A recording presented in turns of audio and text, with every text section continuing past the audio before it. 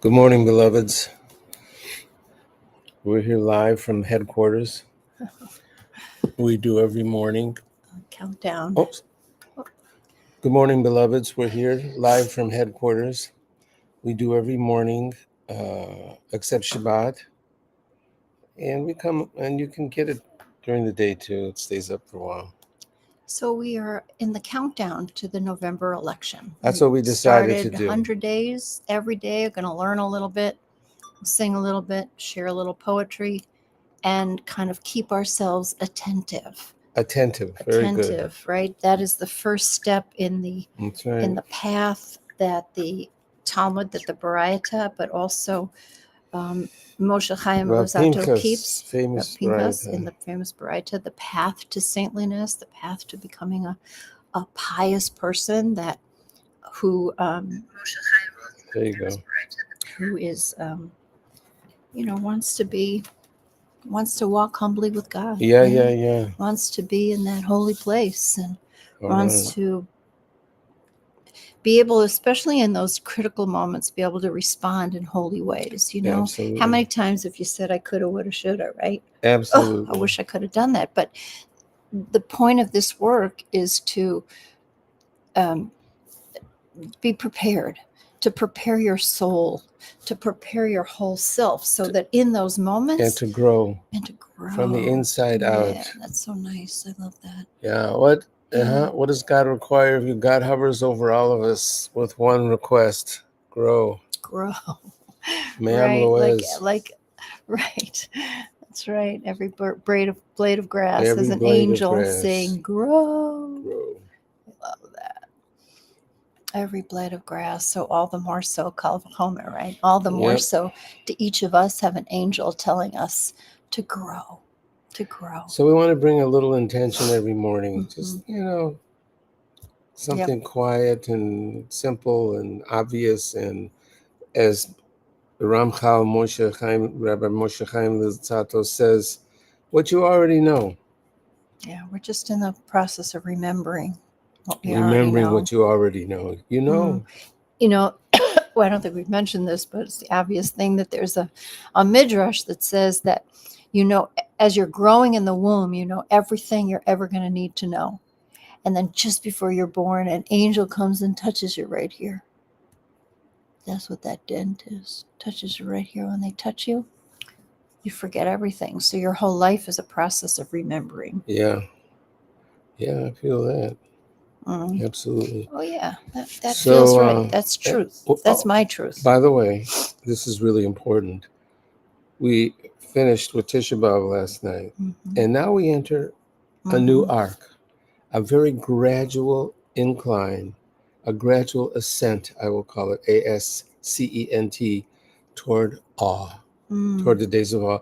And it's signified by this Shabbat. We will have the first of 7 weeks of consolation. Yeah. 7 Haftarahs of consolation, which I have to say, I started working on this years ago, and I have a very interesting take on these 7 weeks, and I'll introduce one each week. And I've worked on this a lot, and I worked on it in such a way that it didn't get this, it got this. It got more crystalline.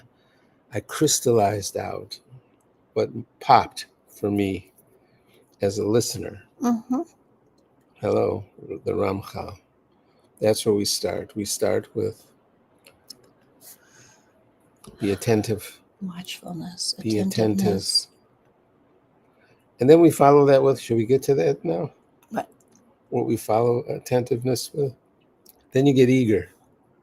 Then you get switched on. You get learner's mind. Beginner's mind, as the Buddhists call it. Zirizut. We hurry to do it. We're eager for it. And you know what? We put aside whatever our obstacles are. Those inner obstacles that get in the way of ourselves knowing what we can know. Yeah. What's obvious, what's right in front of us. Really? Put it aside, the obstacles, Get eager for learning. So let me read a piece that is specifically written for after Tisha B'Av. Good. Oh, that's great. This is called What to Do. What to do. after Tisha B'Av. You can't sleep, and then you sleep and you feel a little better. Oh, sleep, you say.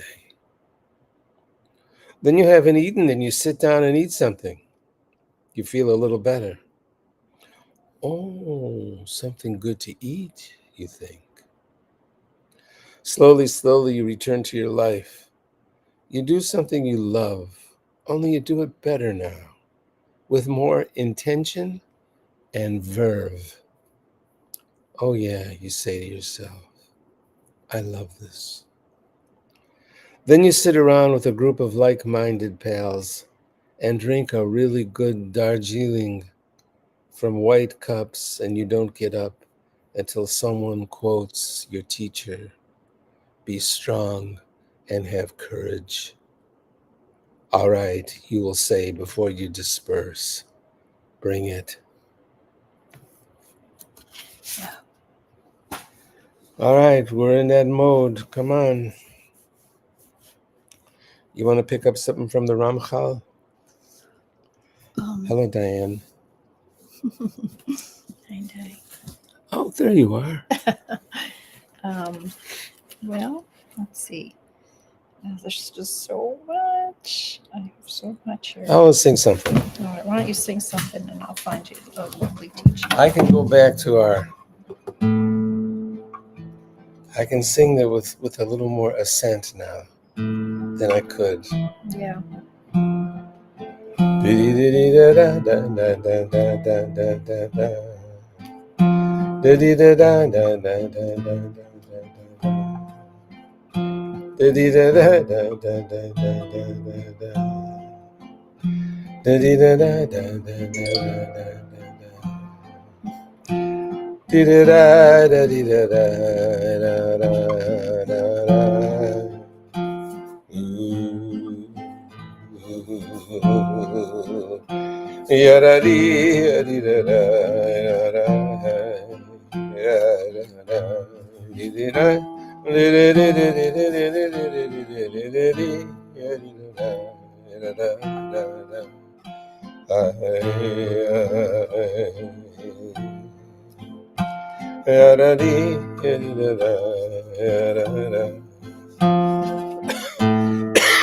Pardon me.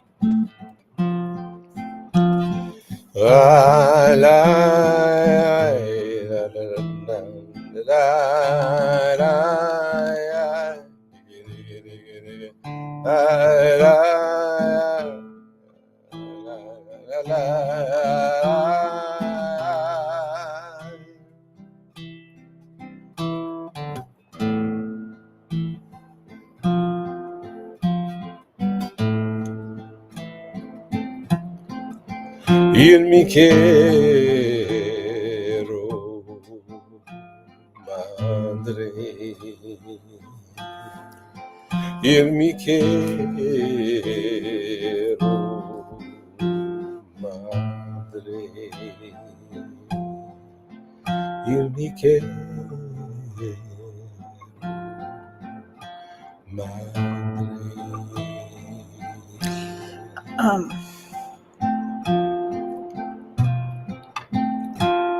I'm going to leave this unresolved so you can speak and resolve it. Well, we said yesterday, we made the observation that in the text that we read in Lamentations that we read on Tisha B'Av, the city is a widow. A widow. Is Almana. is lost. What did we turn her into? Oh, a mother. A mother. Madre. We turned her into Irmi Kara. My beloved city is a mother. Yeah. And I love that, and I like that we're going to carry that through our teaching here because it's the mother who has compassion for other mothers' children too. Yeah. And isn't going to allow for anything to happen that is going to hurt anybody's children. I think one of my very favorite teachings, I've said it so many times, is it comes in Bereshit in Genesis, that in chapter 21, if we allow for the sacrifice of Hagar, the stranger, and that's what happens in 21. Abraham casts out Hagar and Ishmael. If we allow for the sacrifice of Hagar, the stranger, then in the very next chapter we'll be sacrificing our own children. So I think the mother, the madre, knows this, and for the sake of her own, will protect the lives of all children.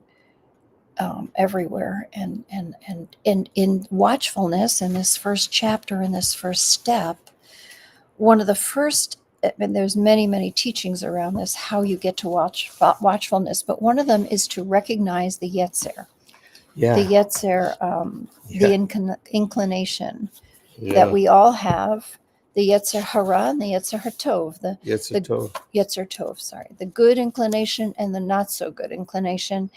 Now, they're both necessary. The Yetzer Tov is what lifts us and what helps us be our best selves and guides us.